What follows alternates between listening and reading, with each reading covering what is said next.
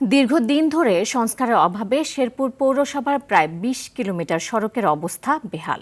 সড়কের কার্পেটিং উঠে গিয়ে বেরিয়ে পড়েছে ইটের খোয়া, কোথাও তৈরি হয়েছে বড় বড় গর্ত।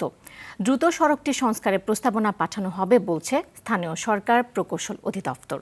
শেরপুর সংবাদদাতার পাঠানো তথ্যচিত্রে বিস্তারিত জানাচ্ছেন সাকিব আল হাসান। AKS অর্জন করল গিনেস ওয়ার্ল্ড রেকর্ডস।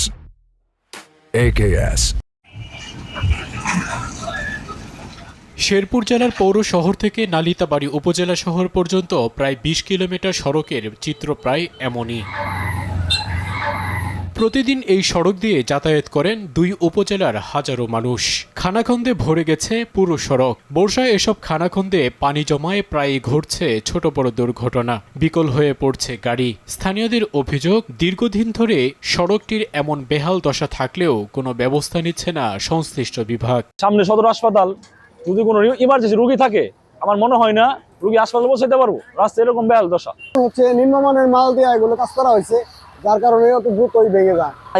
এখানে মানে অনেক ভাঙ্গার কারণে অটোটা উল্টা যায়।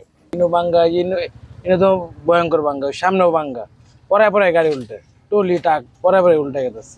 সড়কটি সংস্কার চেয়ে একটি প্রস্তাবনা পাঠানো হবে বলছেন এই নির্বাহী প্রকৌশলী। যেহেতু যোগাযোগ ব্যবস্থা খারাপ হয়েছে, আমরা এই অর্থ বছরে যে আমাদের সরকারি অর্থায়নে মেনটেন্যান্স করার আমরা একটা প্রকল্প হাতে নিচ্ছি।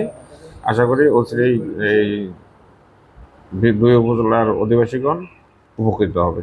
স্থানীয়দের ভোগান্তি কমাতে দ্রুত সড়কটি সংস্কার করবে সরকার, এমনটাই চাওয়া শেরপুরবাসীর।